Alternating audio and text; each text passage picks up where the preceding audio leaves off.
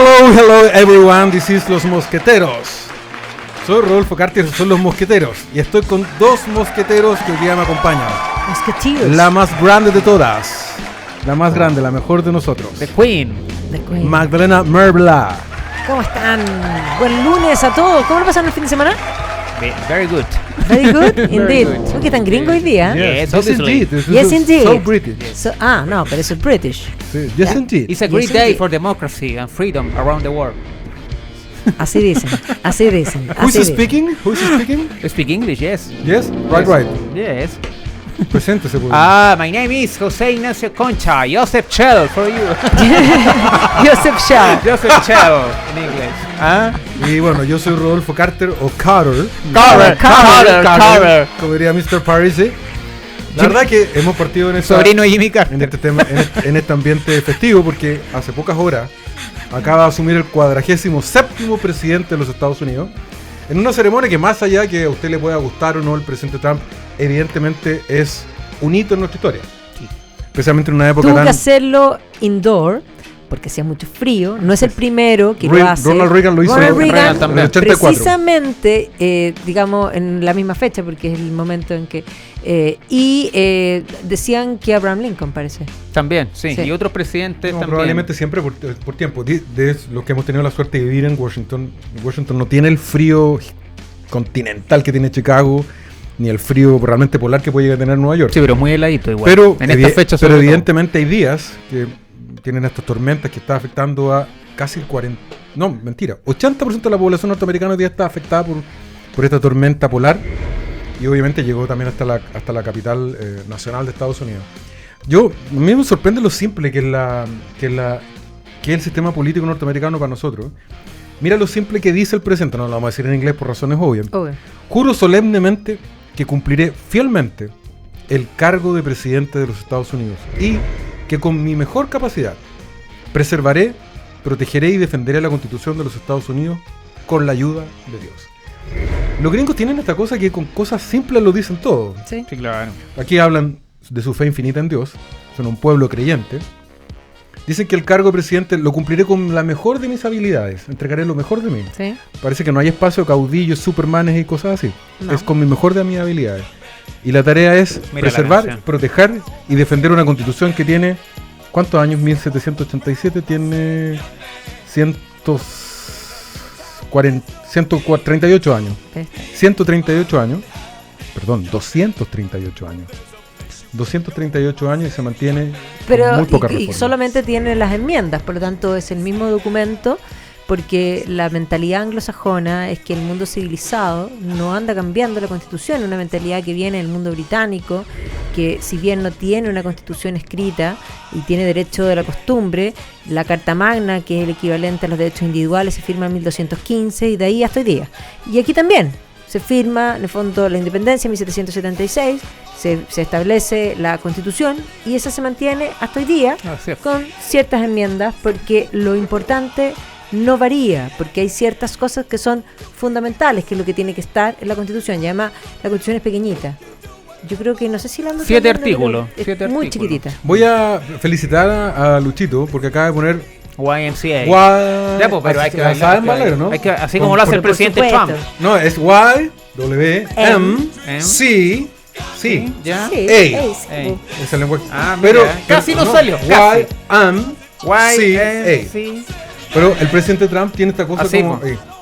Así con el palo de golf. y los dejó a todos locos. Me da mucha risa porque a propósito de los memes que a uno le hacen cuando uno rompe con un poco los paradigmas, cuando a la señora Bachelet se le sale un zapato, toda la elite de izquierda dice, ¡ay, qué humanidad! Y cuando el presidente llega transpirado a las 11 de la mañana, es que están comprometidos con el deporte. Eso es suciedad, no, Entonces, no compromiso. cuando alguien hace distinto, te hacen un meme al tire, y curiosamente en eso Trump es muy interesante. A Trump le importa un rábano.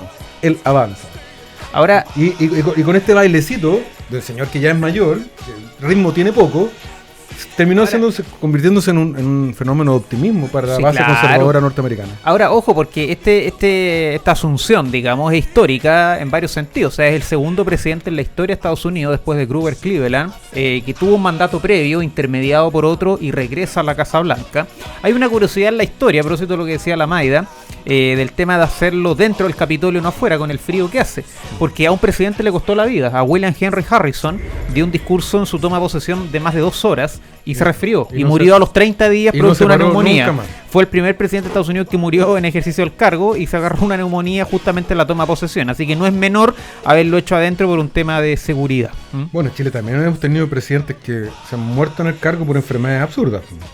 ¿Absurda? O sea, más que rara. Sí, bueno, Pedro Montt murió en Alemania, murió en Bremen. Sí. Don Pedro Aguirre Cerda. ¿Te acuerdas de qué murió Pedro Montt? Era algo derrame cerebral. No, derrame. No era un tema respiratorio. Le dio un derrame. Es que él fue a tratarse a Alemania y murió producto de un derrame en Alemania.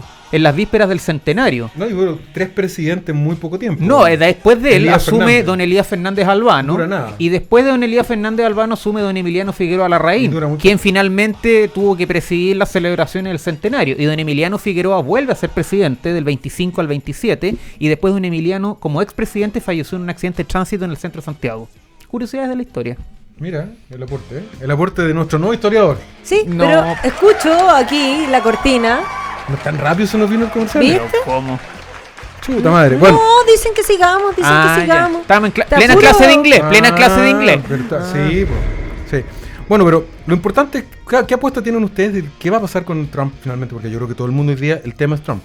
Sí. Estaban todos muy alertados en las fronteras si es que iba a impedir el ingreso. Bueno, que hizo digamos, anuncios bastante fuertes al respecto de controlar la frontera y básicamente de terminar con todos los albergues, de terminar en el fondo de deportar rápidamente a todas las personas, o sea, de ponerle mano dura en la frontera, o sea, hacerlas impermeables, de exigir, de pedir más cosas y de terminar con todos, con estos lugares donde además se pueden refugiar y que son como, casi como, voy a decirlo así, como en el juego de la pinta, como capilla. No me acordaba eso. Se te cayó. ¿Viste? Se te cayó el capilla. A mí no me deja sorprender lo frontal que el presidente Trump. Yo tuve la suerte el 2001 de estar en el cambio de presidente Bush, de Clinton a Bush. Es una ceremonia impactante. En ese caso fue en el Lawn Sur, las afueras del Capitolio. Se reza, hay una cuestión muy mística en el pueblo norteamericano. De hecho, dio una oración del cardenal Timothy Dolan, de Nueva York. Controvertido el hombre, pero finalmente había un tema muy unitario. Y cuando llegaba el presidente saliente, lo saludaban con saludemos al jefe, que es la melodía clásica, y el presidente electo, que en este caso era Bush, que era del signo totalmente contrario a Clinton, se generaba un ambiente de unidad. Y el presidente que juraba le daba las gracias al anterior y hacía un discurso correcto. Le hablaba a su audiencia proponiendo una mirada de esperanza, pero yo nunca había visto una cosa tan frontal como decir se terminó la decadencia de Estados Unidos frente a la corrupción del establishment con el señor Biden y Kamala Harris al lado. Es que, a ver, el estilo obviamente de Trump es así, pero además súmale que el momento que vive Estados Unidos es crucial y el mundo también. No, pero también se está subiendo en ciertos hombros de gigantes, digámoslo así, porque ¿cuál es el mérito más importante de, por ejemplo, Ronald Reagan? De plantear que el mejor momento de Estados Unidos no había llegado aún, que estaba por llegar, de establecer esa idea. Y ojo, el que estableció Make America Great Again es Ronald Reagan. Sí. Y por lo tanto, lo que está haciendo es tomar esa misma idea y esa misma línea de esa esperanza hacia adelante. Es algo que no es nuevo, pero que lo hace muy bien, porque además lo hace sin pestañear. O sea, aquí hay una cosa que yo creo que ha practicado mucho. O sea, desde la foto que puso para las reparticiones públicas. Feroz la foto. Feroz, po. Esa con la que le tomaron los antecedentes cuando estuvo detenido, ¿no? Parecía, po. Es que es otra foto, pero hace la misma gesto. Pero hoy día, mientras hablaba, si ustedes se fijan, todo el rato estaba con esa cara como... Y con una actitud también que, podríamos decir, comunica de cuerpo también. Porque de repente decía algo y se ponía como de lado, con una actitud... Todo es actitud. O sea... Es más, ¿quién no le cree frente a eso? Y es más, lo mejor fue cuando dijo, yo vengo a traer paz.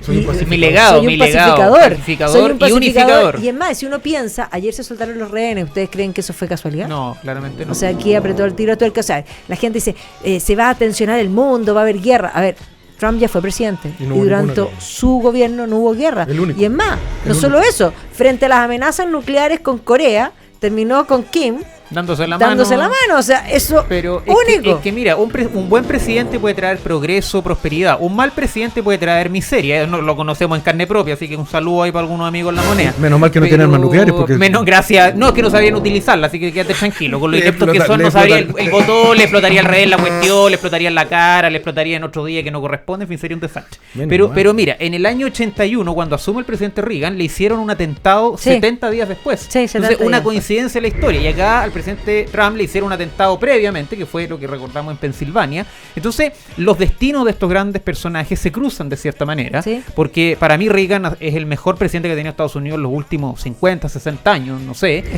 extraordinario. Y yo creo que el presidente Trump va en esa línea, en una línea de volver a que Estados Unidos sea una potencia en todo el sentido de la palabra, en que con su ejemplo lidere, no solamente lidere con el poder de su ejemplo, no con el ejemplo de su poder. Y eso yo creo que es súper importante. Sí, mira, la verdad que a mí me choca de repente los modales del presidente Trump. Pero a que no. Bueno, reconozco que su estilo no es el que más me agrada. Probablemente Reagan me llama más la atención por ese mensaje esperanzador. No, y no solo eso, Reagan lo que tenía es que además tenía un sentido del humor impresionante. Sí. No hay discurso en el que Reagan no contara un chiste, Era y era un irónico. buen chiste. Era No, irónico. pero contaba chistes abiertamente. Unos chistes que realmente son... Hay uno... Te matáis de la Pero risa. espérense, antes del chiste, Contémoslo de la vuelta. orden a la corte. Que el burro hablar. Yo lo único que iba a decir era respecto del presidente Trump, que le reconozco sí que tiene hitos notables. Total. Es el primer presidente que yo tengo memoria que no haya iniciado una guerra. Así es. Incluso Obama, Premio Nobel de la Paz, inició guerra. Sí. Fue un presidente que en su primer periodo trajo prosperidad. Evidentemente tuvo una relación tensa con los chinos, Sí. pero logró enfrentar a China. No estoy tan de acuerdo con cómo manejó la relación con Rusia. A mí me parece que el sátrapa que está en Rusia es el hombre más peligroso del mundo, pero específicamente el no haber iniciado una guerra es un gran atributo. Me da la impresión, por lo que yo vi hoy día, no sé si la palabra sea más maduro, pero Sí, lo vi en más una pausado. Más lo reflexivo. vi más pausado. Yo lo vi más estudiado, por eso dije que la actitud que tiene está muy pensada. No solo en la foto que puso, sino que todo el discurso tenía una pausa y esta misma cara en forma como con una calma. Todo estaba muy estudiado. O sea, yo creo que le ha metido muchas horas, hombres, a intentar controlar y establecer una forma de discurso que termine convenciendo por presencia, digámoslo así. No, es que eso es, yo lo veo más reflexivo. O sea, el discurso que de hoy día es un discurso más reflexivo, directo, obviamente. Tú tienes Súper mucha directo. razón, muy frontal, pero mucho más reflexivo. Además que él ahora empieza a preparar su legado. Pensemos que él no puede repostularse. Sí. Por lo tanto, estos 4 años, en buen chileno, él va a tirar toda la carne a la parrilla en cuanto a sus No, ideas, y su tiene- programa. y tiene la cómo posibilidad. hacerlo, tiene Sí. cómo hacerlo. Pero también hay que poner ojo a quién va a ser la sucesión del presidente, porque tenemos a dos al menos que ya se avisoran, que sí. es el nuevo secretario de Estado, Marco Rubio, y el vicepresidente J.D. Vance. Y te falta un tercero. Y habrían otros más dando vueltas. Mike Johnson, que es el speaker. Y gobernadores por ahí que pueden aparecer, senadores Hay que por ver ahí. cómo- Hay que ver qué cómo- puede pasar. cuál es el rol que van a tener en estos 4 años. Ahí Sí. se va a marcar Ahora, solito. sin duda, el presidente Trump, contrario a lo que yo mismo pensaba, yo pensaba que Trump era un fenómeno que iba a durar 4 años y la derrota lo iba a consumir. Pero definitivamente el tipo va a cambiar la forma el rostro hacer del política, de hacer y política. del rostro del Partido Republicano. Sí, claro, para siempre al Y menos. probablemente el rostro también de Estados Unidos. Es Es bien que también hay impresionante. un tema que es bien importante que hoy día hizo mucho hincapié en eso y que es una lucha cultural por los valores y principios de Occidente. Que es más, yo miraba el discurso y estaba por detrásito, estaba sentado Biden, Kamala, y detrás estaba la señora Clinton y Bill Clinton, que estaba bastante viejo, yo no lo había visto hace tiempo, pero estaba ahí. Y por lo tanto tú veías las caras frente a las cosas que mencionaba, o sea, hacer retroceder esta cultura woke, que básicamente tiene que ver con volver a ciertos principios que son básicos desde antes de Cristo, de que la familia es básicamente Ahora, curiosamente, su la primera, célula su de la primera sociedad. batalla es que derrotó, o doblegó, más que derrotar, doblegó a los grandes millonarios de Estados Unidos. Sí, que pues, estaban y en esta estaban cultura. sentaditos en primera fila. Jeff Bezos, Sí. Mark Zuckerberg, y bueno, y Elon Musk, Elon que es su Musk. aliado de hace mucho Sí. tiempo, pero los otros dos no tenían nada aliado. De hecho, Facebook tuvo que volver aceptar de que no podía censurar. No, y otra cosa importante, o sea, por supuesto, eso sin duda, pero por ejemplo, yo ahora preparando la charla de Ronald Reagan el año pasado, cuando se estrenó la película de Reagan con Dennis Quaid, que, ojo, cuando empezó a decirse que se iba a hacer una película de Reagan, se había hecho un primer cast y se bajó el actor que iba a ser de Reagan. Finalmente lo tomó Dennis Quaid y cuando la película se estrenó, Dennis Quaid y otros acusaron que Facebook bajaba las publicidades de la película en Facebook. Mira. Entonces es curioso porque hoy día te matáis de la risa pensando en que el propio Zuckerberg hoy día terminó con eso, pero ciertamente Facebook y todos censuraban el discurso de lo políticamente. Daniel Matamala tiene razón. Los grandes millonarios del mundo lo persiguen. Lo persiguen, están muy preocupados de lo que dijo. Hoy día por eso estaban todos reunidos. Lo bajaron todo. Tal vez hablaron con Trump. Claro. El señor Matamala. Pero mira, o sea, Matamala es más importante que la paz en Medio Oriente. Mira el nivel de se Matamala. pusieron de acuerdo, tal vez. ¿Quién le puede importar más? No, Ahora pero todo a lo que voy es que, a ver, Matamala tiene un punto que es cierto, pero es al revés. La censura existía. Y lo que le molesta es que hoy día no exista. Claro.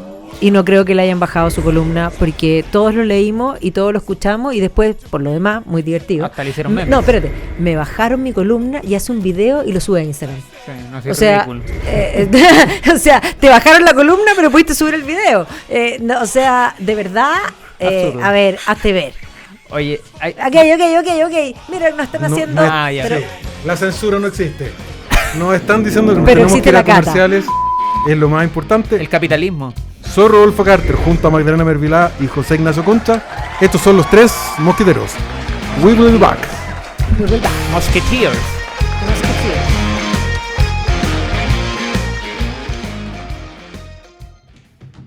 Sincroniza automáticamente con el Servicio de Impuestos Internos y automatiza tu control de gestión.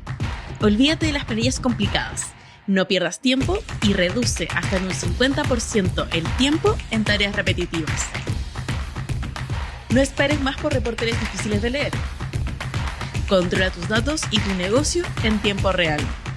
Visítanos en www.controlatusdatos.com y descubre cómo transformar tu forma de trabajar.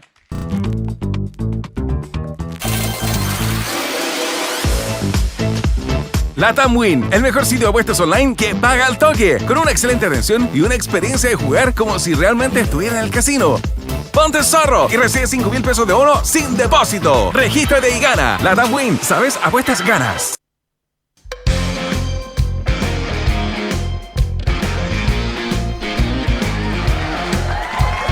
Estamos de vuelta aquí en Los Tres Mosqueteros. ¿Te olvidaste? Sí, estamos de vuelta. Ya estamos en nuestra versión Spanish. En Spanglish.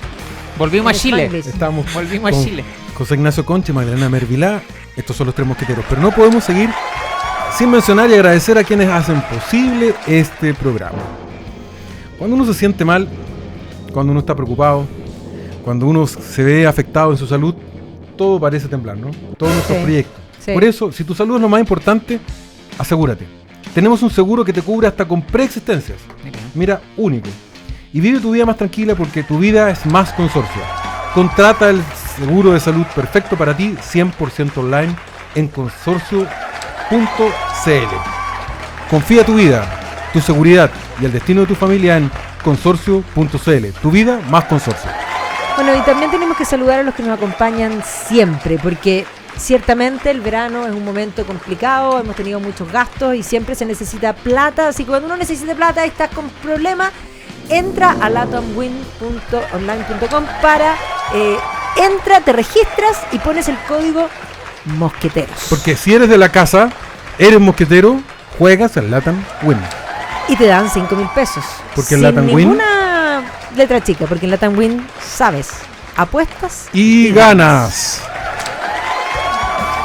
Bueno, nos quedamos conversando respecto de Estados Unidos y al pasar salió el tema de la censura. De hecho, cuando vimos hoy día en la rotonda, que es justamente cuando usted ve en la televisión la cúpula del Capitolio, en la punta del Capitolio cae justamente sobre la rotonda, que es el punto interior, donde se vela usualmente al expresidente de Estados Unidos y en este caso jura un nuevo presidente. Y en esta ceremonia tan formal, detrás de Donald Trump, o más bien detrás de la familia de Donald Trump, estaban probablemente los tres hombres más ricos de Estados Unidos. Y del mundo probablemente. No, porque ¿No? falta un francés y un español. Ya, pero están dentro de la fortuna. Están de los grandes ricos de Estados Unidos. Elon Musk, Mark Zuckerberg y Jeff Bezos. Y justamente porque aquí hay un cambio cultural brutal, después que eran lo políticamente correcto, los acorazados de la cultura woke, hoy día están retrocediendo muy rápidamente y están volviendo a aceptar que la palabra familia, hombre y mujer, no tiene nada de malo. Son o sea, dejamos de hablar de personas gestantes, como decían, Claro. o de personas menstruantes, más bien. ¿Te acuerdas que era para hablar de mujer, una palabra que molestaba, incluso madre molestaba, en fin, incluso en escuelas de medicina en Estados Unidos? Estados Unidos es de los lugares donde la cultura woke entró con más fuerza, y lo que no es raro, porque hay que entender que de la Escuela Crítica de Frankfurt, el propio Marcuse era profesor de la Universidad de California, y por lo tanto todo el neomarxismo va a penetrar con mucha fuerza en Estados Unidos, y eso va a ir cuajando en el tiempo hasta llegar a esta censura, donde además las cuotas y los privilegios establecidos por discriminación positiva van a ir reemplazando el mérito por básicamente estas cuotas. Ya lo decía la propia Hannah Arendt haciendo clases en Princeton, reclamando que sus alumnos de color reclamaban racismo por no estudiar. Entonces no estudiaban, no sabían, y después gritaban, y entonces ella decía que no, que eran flojos y que no los iba a pasar. ¿Ya? Y eso estamos hablando años atrás. Esto fue cuajando hasta el punto que hoy día había que pasarlo. En todo caso, ese es un punto muy relevante porque pareciera que las universidades norteamericanas son súper relevantes para nosotros. Pero aquí está pasando lo mismo. Y curiosamente no lo son. ¿Por qué? Porque yo tengo la visión, y probablemente ustedes la comparten, que Estados Unidos tiene un rol de faro de la libertad en el mundo. Sí, claro.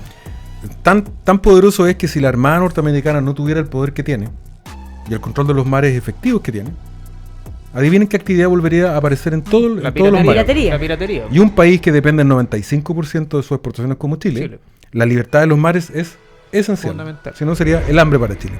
Pero las universidades norteamericanas son las generadoras del conocimiento. Y el conocimiento americano, que se ha caracterizado durante décadas de ser el más sofisticado del mundo y que le permite tener el 70% de las patentes de invención del mundo, son todas norteamericanas, se fundan en la competencia y en la capacidad de sus estudiantes.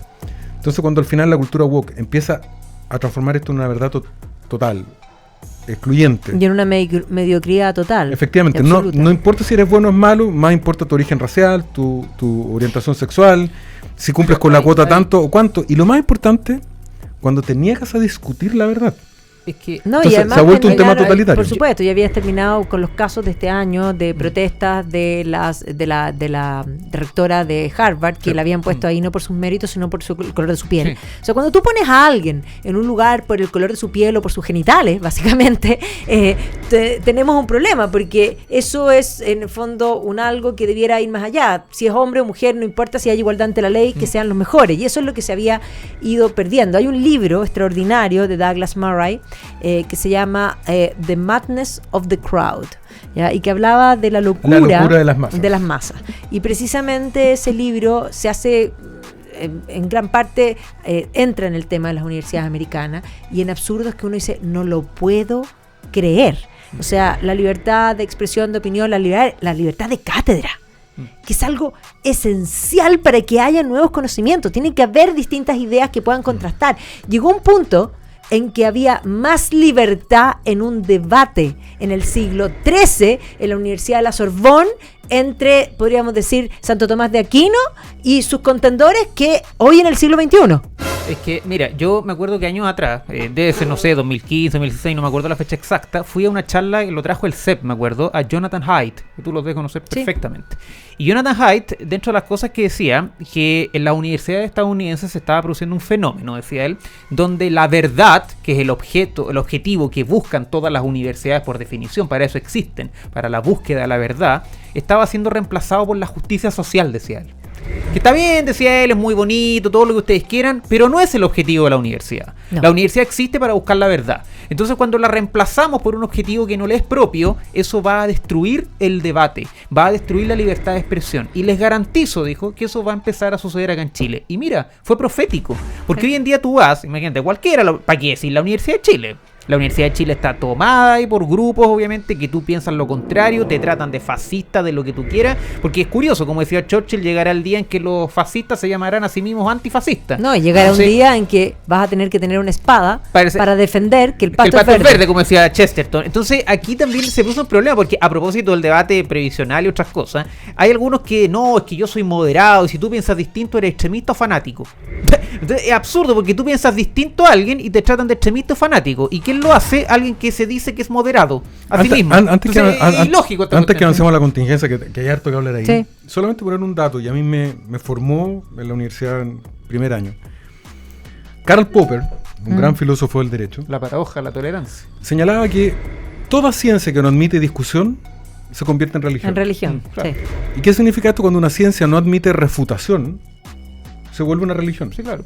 Bueno, ahí es bien importante. Y por tanto, todos estos ideólogos del feminismo intransigente, del ambientalismo totalitario, sí, al final no permiten tener ninguna divergencia, se vuelven verdaderas religiones, como sí, en su peor versión, lo que ellos supuestamente critican de la Inquisición católica, ellos la han vuelto una Inquisición feminista, ambientalista, de las minorías raciales, porque al final no aceptan ninguna diferencia, tú no puedes tener ningún matiz, ninguno. Y eso ha provocado un rechazo feroz dentro de la sociedad norteamericana. Y explica en parte el triunfo de Trump. Por supuesto. Porque la izquierda todavía no acepta. Common sense. Todavía la izquierda no acepta, incluido el señor Matamala, que estaba tan indignado hoy día con su censura, de que Trump es mucho más que su pelo naranja, es mucho más que su tono de voz. Es la expresión del cansancio de una sociedad que, primero, no está progresando, y segundo, que ya no acepta tanto las leyes. Bueno, una de las cosas importantes respecto a Matamala, plantear aquí que hay que comprender, porque el señor Matamala estaba muy enojado, y muchos están muy enojados, porque efectivamente algunos hablaron en Alternative für Deutschland de Hitler como un comunista. A ver, Hitler no era un comunista, pero sí era un socialista. Yo siempre le digo a mis alumnos que parte del nombre del partido no entendieron. Partido Nacional, Socialista Obrero Alemán. ¿Ya? Y por lo tanto es un anticomunista porque los comunistas son internacionales y él es un nacionalista. Él quiere socialismo, pero lo quiere en alemán, lo quiere con chucrut, lo quiere con cerveza, lo quiere con cecina, digámoslo así, ¿ya? Lo quiere para los alemanes.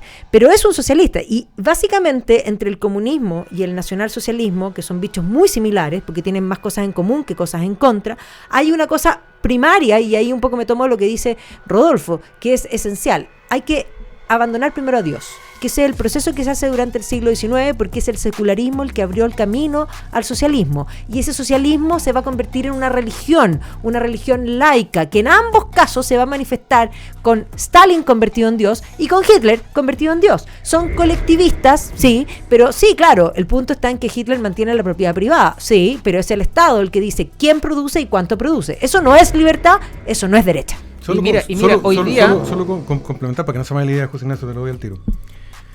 Tuvimos una pequeña diferencia en comerciales con la Maida, con los amigos que somos, que me decía que había diferencia entre Hitler, porque eran socialistas de naturaleza distinta, pero le dije, mira, ellos llegaron a un acuerdo pactado para no iniciar la guerra en 1939 y dividirse a Polonia como la víctima de dos dictadores tan sangrientos. El pacto de hierro, ¿o no?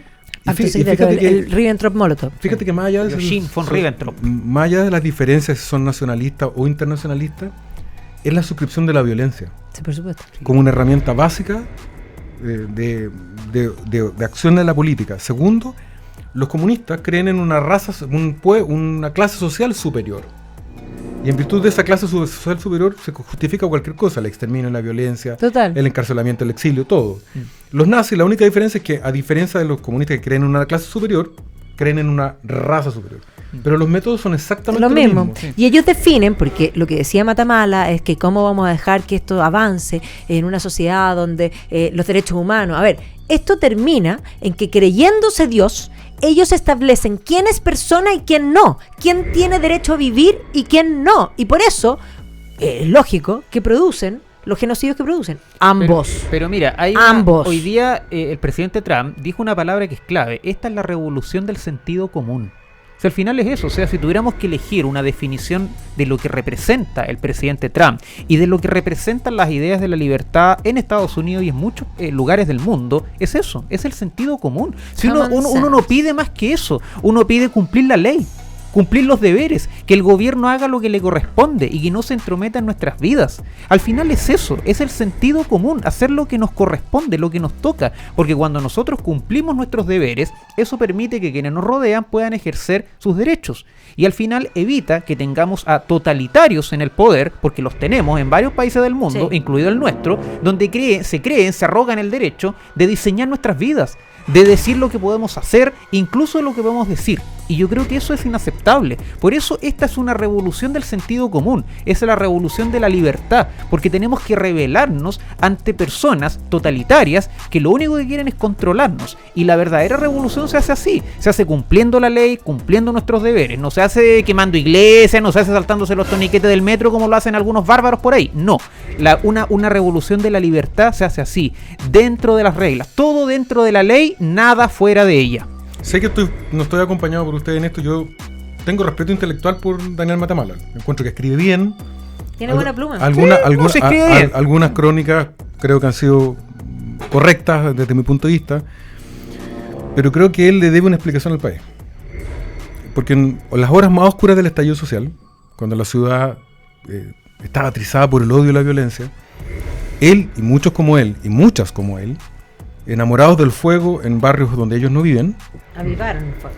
decían con una soltura de cuerpo en el programa más visto de la política en ese minuto, que era Tolerancia Cero, que no había que escandalizarse tanto con la violencia, porque finalmente la violencia es la partera de la historia. Sí. Cuando uno dice ese tipo de cosas, uno rompe con la democracia. Un demócrata no puede justificar la violencia salvo para oponerse a un tirano. Obviamente la democracia tiene derecho a defenderse de los tiranos y también de los violentos, Sí, claro. atención. Pero en democracia, enamorarse del fuego de la destrucción desde Vitacura, desde Barnechea, desde los condominios más bonitos de Santiago, Tomando un whisky, digamos. y opinando cómo vive el resto y diciendo, mire, va al final, no es la gran cosa, la partera de la historia es siempre la violencia. Sí, pero ¿saben quiénes son las víctimas? Siempre los más pobres, Sí. los más sencillos. Entonces yo le diría a Daniel, respetando mucho su trabajo y reconociéndole particular talento, que mire sus propias acciones. Porque totalitario es también aquel que consiente en el uso de la violencia como resolución de conflictos en un estado democrático. Cuando yo valido que un par de borrachos, un par de violentos, se tomen la Plaza Italia y enamorados del fuego en un gobierno de derecha empiezan a justificar la violencia, creo que hay una deuda muy importante de alguien que antes de hablar de dictaduras, de totalitarios, tiene que mirar su propio currículum. No sé cómo lo ven ustedes, chiquillos. Absolutamente. Sí. Yo me acordé, ahora lo puedo contar, el chiste de Ronald Reagan. Es que es muy bueno. Ronald Reagan decía que quién había diseñado el comunismo, si un científico o un político. Y al final era un político, porque un científico habría experimentado primero con ratones. Entonces, al final, ese es el chiste, porque ellos experimentan con nosotros. ¿Te fijas? El comunismo es un experimento, experimentan con nosotros. Y al final de ese experimento le sale caro a los más pobres, a la clase media y a todos nosotros. Sí, nos contaban una cantidad de chistes geniales, ¿no? Si en verdad búsquenlo, porque en YouTube está Genial, lleno. genial. Yo ayer buscando para El charla. del gaffiter es el mejor.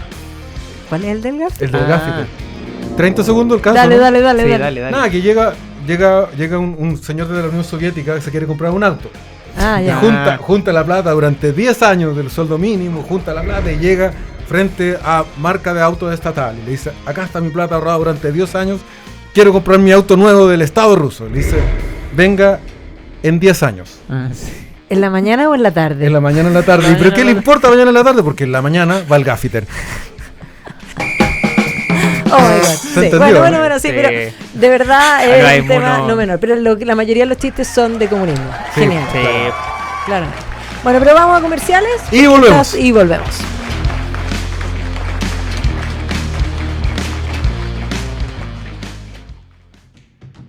Sincroniza automáticamente con el servicio de impuestos internos y automatiza tu control de gestión.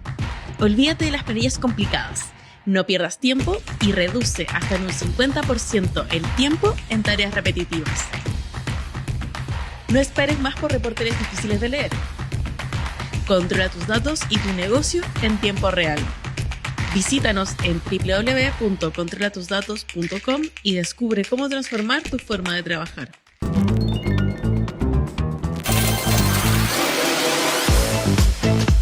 Latam Win, el mejor sitio de apuestas online que paga al toque, con una excelente atención y una experiencia de jugar como si realmente estuviera en el casino. Ponte zorro y recibe 5,000 pesos de bono sin depósito. Regístrate y gana. Latam Win, ¿sabes? Apuestas ganas.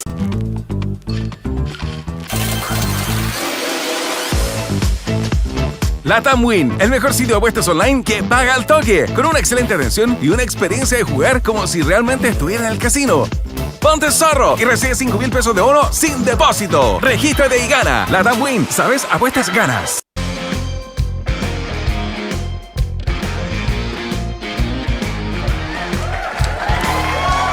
Estamos de vuelta ya en el último segmento de nuestro programa Los Tres Mosqueteros. Soy Rodolfo Carter, acompañado hoy de Magdalena Mervilá y José Ignacio Conte. Hemos pasado por la política norteamericana con un nuevo presidente, el 47º presidente de los Estados Unidos, Donald J. Trump. Y hemos conversado también de la realidad del cambio cultural que va a generar este gobierno y cómo eso afecta a la censura que durante años hemos estado sometidos por lo políticamente correcto.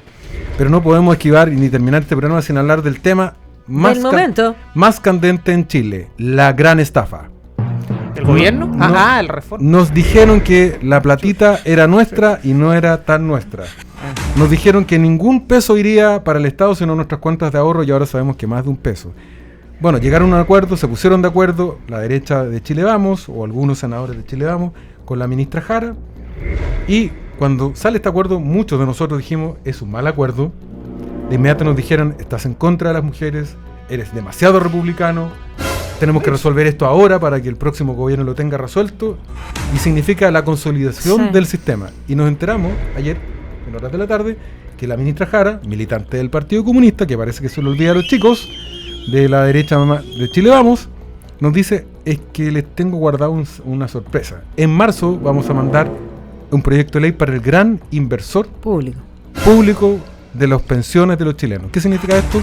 Van a tomar el control lentamente, pero en forma persistente, o sea, ellos tienen de las pensiones de los chilenos. Por eso que es importante tener en cuenta cuál es el objetivo de ellos. El objetivo no es mejorar las pensiones, es terminar con las AFP, terminar con el mercado de capitales, terminar con el neoliberalismo. Eso es fundamental tenerlo en cuenta porque ellos van a hacer todas las acciones y van a aceptar ir moviendo la cerca poquito a poquito y eso es lo que básicamente, y aquí en este caso muchos sienten que salvaron las cosas, son los salvadores, ¿ya? Es como un poquito como Chamberlain, los apaciguadores de los cocodrilos que les dan de alimento esperando que el cocodrilo se coma a otro y no a el primero, ¿ya? Porque eso es un apaciguador. Y entonces ¿esa frase de quién es? Esa frase es de Churchill. Ah, sí. El que le da de comer a los cocodrilos. ¿Quién es el apaciguador? El que le da alimenta a los cocodrilos esperando que se coma a otro antes que a ti.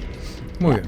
Entonces, básicamente eso es lo que están haciendo, no están comprendiendo a quién tienen al frente. Eso es lo primero que hay que plantear. Y aquí hay que decir que hay varias cosas que son de poca justicia, porque dicen hombres y mujeres. Partamos por ahí. Al momento, vamos a hacer que los hombres, un impuesto a los hombres, porque eso es un impuesto a los hombres para igualar a las mujeres, porque para que reciban la misma pensión. Bueno, pero si van a recibir la misma pensión, que se jubilen a la misma edad. Pero es que eso no lo tocó la ley, porque era políticamente incorrecto. Pero, a ver, yo tengo 50 y tanto, y la verdad es que no pienso en retirarme todavía. Creo que a los 60 años es demasiado joven alguien para retirarse. A mí me parece impresentable que si vas a vivir hasta los 90, hasta los 100 años, te retires a los 60. Es inviable que 30 años te tengan que mantener. Y si no te puedes mantener tú solo, ¿por qué te tienen que mantener el resto? Entonces, no te puedes jubilar a los 60 años. Y si se va a jubilar a los 60 años y no quieren igualdad, bueno, que se jubilen todos los 60 o se jubilen todos los 65, que sería la lógica. Que además todas las comisiones de expertos decían que hay que subir la edad de jubilación y aumentar la cotización. De eso no se hizo cargo la reforma, o más bien la propuesta. Pero además, si esto fuera igual, porque eso es lo otro que se compró Chile Vamos, que esto es igual, que esto se ha hecho antes. A ver, si fuera igual, tendría que haber ido completamente a la AFP, completamente capitalización individual, y que la AFP invierta en bonos del Estado, pero en mercado, no con una tasa fija. De lo contrario, ya el bono, en el fondo lo que se llama el bono tabla, esto que es igualar a las mujeres, eso es reparto. Porque repartir es, juguemos las cartas, una para ti, una para ti, una para ti, y al final son todos iguales, ¿ya? Y por lo tanto eso es lo que están haciendo, están repartiendo. Ahora, es que un poquito, todo el resto queda para adentro. No, sí, queda para adentro, pero te van a crear el ente estatal y ándate de poquito porque ellos van para allá. Entonces hay que tener mucho cuidado porque también, con la economía como la tenemos, no era el minuto de asumir una deuda, porque si es un préstamo es una deuda. Esto es en base a deuda. Y por lo tanto, a mí me parece con las patas, no me parece con la cabeza. Mira, yo nunca pensé que el cuento del flautista de Hamelin se iba a hacer realidad, porque yo veo que aquí la izquierda está operando como el flautista de Hamelin y varios de derecha están corriendo y yendo ahí al río a ahogarse, porque en verdad el cuento que alguna vez nos dijeron de este flautista que encantaba en el pueblito de Hamelin, bueno, varios cayeron en la trampa. Sí. Y les voy a explicar por qué, porque con el tema del préstamo, a mí me dicen, mira, cada trabajador va a tener que prestarle dinero al Estado.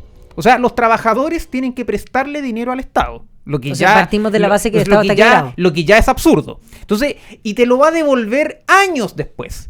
Ya, entonces eso, en verdad, por eso yo digo, esto no es un acuerdo, esto es un saqueo. Esto no es una reforma, es una deforma. Porque no puede ser que los trabajadores tengan que estarle prestando dinero al Estado. Y además, ese préstamo, en rigor no es tal. Eso es un impuesto. Porque te lo va a devolver años después. Y más encima, en ese lapso en que te lo devuelve, si es que te lo devuelve, porque estamos viendo un Estado que no tiene dinero, por algo nos está pidiendo dinero a nosotros los trabajadores, y con este crecimiento mediocre, evidentemente no hay dinero, porque ya sabemos que se lo gastan.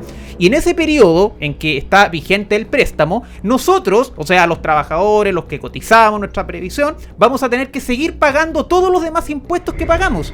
Entonces nos estafan por partida doble. Esto es como el Pepito paga doble, o sea, 2 veces la estafa, porque más encima hacemos el préstamo, más encima pagamos nuestros impuestos, y si es que te lo llegan a devolver algún día, te lo va a devolver de los mismos impuestos que yo le pagué. O sea, de verdad, esto es inaceptable, es inentendible. Por eso yo digo, esto no es una reforma, es una deforma, esto no es un acuerdo, es un saqueo. Mira, quisiera puntualizar en tres elementos. El primero, el famoso préstamo. El préstamo, por definición, es voluntario. Nadie presta cosas contra su voluntad, si no es una expropiación, como dices tú. Sí, claro. Segundo, si fuera un préstamo tan inocente, ¿por qué no fueron al mercado financiero internacional y pidieron la plata afuera? Así es. Por 2 razones. Primero, porque el país está muy inestable económicamente y las tasas de interés que nos cobrarían serían feroces. Sí.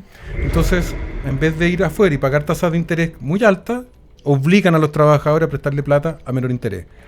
Vale decir, los defensores de la clase trabajadora abusan de los trabajadores que no se pueden defender, y usted come y calla. Las finanzas internacionales cobra tanto, el trabajador se le paga lo que nosotros los políticos hemos decidido pagarles. Eso es lo primero. Lo segundo, hay una deshonestidad feroz, porque es un préstamo que la plata queda en un fondo. No, es un préstamo o una expropiación, se toma la plata y se gasta. Entonces, ¿por qué no le decimos que es deuda? Es deuda. Es deuda. No, porque ahí está la trampa, porque sí, si fueras al sistema internacional, quedaría como deuda. Sí, al auditor, telescucha, radio escucha, sabe perfectamente lo que es el DICOM, ¿no? Si usted toma un crédito en el sistema financiero y no lo paga, aparece en su registro. Acá lo que hacen es decir, no, este es un préstamo que no tiene nada de voluntario de los trabajadores al Estado, y como no queda declarado en un sistema internacional, pareciera que el país no está endeudado, pero en realidad sí lo está. Y eso es lo más peligroso, porque tenemos la certeza que van a pagar si es una deuda que no está registrada. Y por último, y más importante aún, ¿usted le cree a este mismo Estado que fue capaz de destruir los liceos emblemáticos en un tiempo récord? Los mejores colegios de Chile destruidos por una reforma hecha por este Estado y por estos políticos. ¿Cree usted que este Estado que hizo el Transantiago va a manejar bien sus pensiones? No, claro. Pues, a ver, ¿Cree usted lo más feroz de todo? Y esto es lo que más me conmueve. Sí. El año pasado, y por eso la pregunta para los parlamentarios de derecha, a este Estado se le murieron 35.000 personas en las puertas de los hospitales. Y siguen muriendo la negligencia completa, y le vamos a entregar a esta gente las pensiones de los chilenos. Y hoy día, con la revelación de la ministra Jara, que nos ha dicho, voy a mandar un proyecto de ley que va a permitir al Estado competir dentro del mercado de la previsión, pero lo va a hacer desde una posición dominante, Magdalena. Sí. Porque no pagan costos de instalación, tienen espaldas financieras de sobra, van a depredar el sistema completo y se van a asignar cuotas cada día más crecientes que van a sacar al mundo privado de la gestión de las pensiones, claro. Y vamos a tener finalmente a los burócratas de izquierda manejando la plata de todos los chilenos. Y ya sabemos cómo funcionan ellos. Pero si con el organismo estatal que se crea, con este organismo que te va a administrar el fondo, porque así vienen las indicaciones presentadas por el gobierno, ese organismo, o el ente como le denominan, o el Frankenstein, el engendro, yo le llamo, va a tener un directorio. Entonces, en ese mira la brutalidad de esto. Se podría dar que el día de mañana tengamos a Giorgio Jackson en el directorio administrando nuestras pensiones. Podría darse perfectamente, porque va a ser un directorio, algo, un ente estatal, un organismo público. Entonces mira, la izquierda avanza lento pero sin descanso, porque al final ahora te dicen no, es un 1,5. Ya, pero ¿quién te dice que en 3 años más, 4 años más o 7 años más, no lo sé, si el tiempo pasa muy rápido, te vuelvan a decir, no, es que sabe que 1,5 del préstamo no era suficiente, tiene que ser un 3? Ya, ¿y quién les va a decir que no? Entonces, porque ya creaste la institucionalidad. Si a ellos les basta un 0,1 para crear la institucionalidad. Y como decía Rodolfo muy bien ahora, un préstamo, jurídicamente hablando, es voluntario. O sea, si yo quiero, presto. Entonces acá, cuando se dice, no, ustedes van a tener que estar obligados a prestar su dinero, entonces no es un préstamo, por señor, es un impuesto. Es un impuesto porque jurídicamente, para que eso opere como préstamo, usted tiene que dar su consentimiento. Y si usted le están obligando que preste su dinero, eso es un impuesto. Un impuesto que por definición no tiene ninguna contraprestación, porque tenemos un Estado que se gasta el dinero en otras cosas. Entonces, este mismo Estado, que ahora, esto es como la multiplicación de los panes, que cree que, no sé, aquí las pensiones se van a multiplicar por arte de magia porque las administra el Estado, eso es mentira. Eso es mentira. Veamos cómo administran las empresas del Estado. Veamos cómo funciona el aparato público estatal. Pero se te arranca una cosa, boli. Se le arranca una cosa. Boli. Se le cayó el carne. Boli. Capilla. ¿Por qué les interesa tanto entrar en el mercado de la AFP? ¿Por qué eligen la AFP? Por el volumen de capital que manejan, son los grandes inversionistas de la economía doméstica chilena. Y la AFP sientan directores en varias sociedades anónimas muy relevantes. Y eso es lo que ellos quieren. Y este es el sueño más acariciado por ellos. Pueden finalmente controlar los medios de producción, ya no con la ametralladora, no con la Molotov como soñaban en los 70, sino que ahora con la plata de todos los chilenos podemos sentar a Giorgio Jackson perfectamente en CMPC el día de mañana. Tal cual. O en algún banco, o en alguna industria importante. A Francisco Vidal, que lo ha hecho también en TVN, podríamos instalarlo. Así que ahí está el sueño, por eso tanto interés. Finalmente hay mucho paño que cortar en esto, ¿no, Magdalena? Sí, y además es curioso que las encuestas sean tan disímiles. Que tengamos una academia que ahora diga que todo Chile, Bombo Fica, me acordé, todo el mundo está a favor de esta reforma. Es más, un porcentaje alto de la izquierda, lo que sería sospechoso, y un porcentaje alto de la misma derecha. Por lo tanto, aquellos que se oponen, nosotros, básicamente, somos una minoría. Y lo curioso es que, sospechosa la cuestión, pues, porque todas las encuestas anteriores planteaban lo contrario. Entonces, yo la pongo en duda. Esto sería la acción más política, a mi juicio, de la academia, que siempre la teníamos en duda, pero ahora la tenemos más en duda. Pero yo creo que aquí, ojalá, no se apruebe.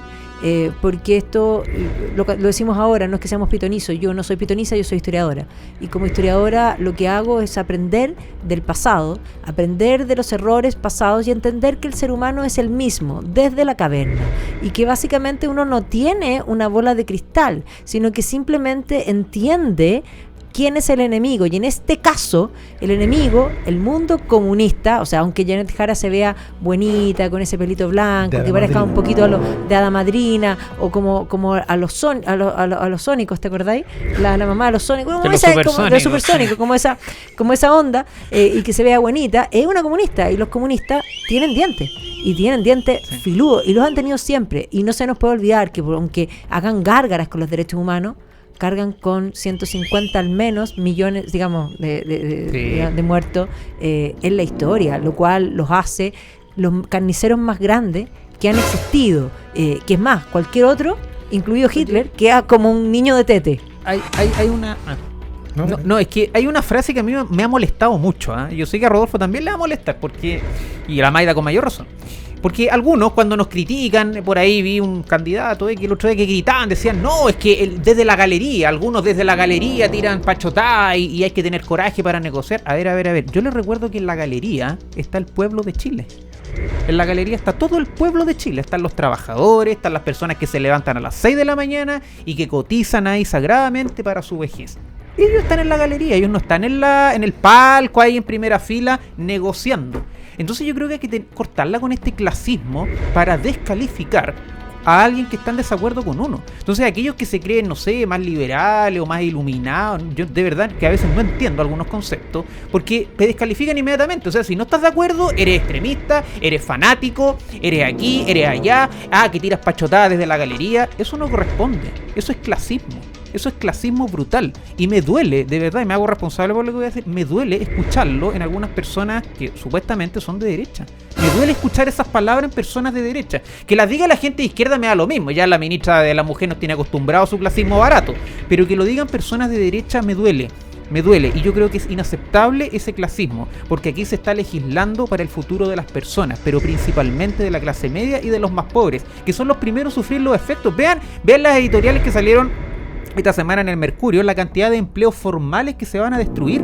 ¿Alguien piensa en eso? Porque esto va a fomentar la informalidad, pero nadie nos explica nada de eso, nadie se hace cargo de eso. Terminemos al despedir el programa pidiéndole a los parlamentarios de Chile Vamos, que han tenido una semana compleja, que no cometan el error. Todavía están a tiempo de ponerle freno a mano a una mala reforma. No se olviden que Transantiago está para recordarlo, la reforma tributaria de Bachelet Arena está para recordarlo, y son los chilenos que lo están mirando. Por favor, no confíen en la ministra Jara, no confíen en un gobierno que no hace nada bien, que no saben ni siquiera gobernar y nos van a decir cómo dirigir nuestras pensiones. No cometan ese error, todavía hay patria, ciudadanos. Este ha sido Los Tres Mosqueteros con Magdalena Mervilá, con José Ignacio Conta y quien les habla, Rodolfo Carter. Nos vemos mañana. Nos vemos mañana. Bye bye. See you soon.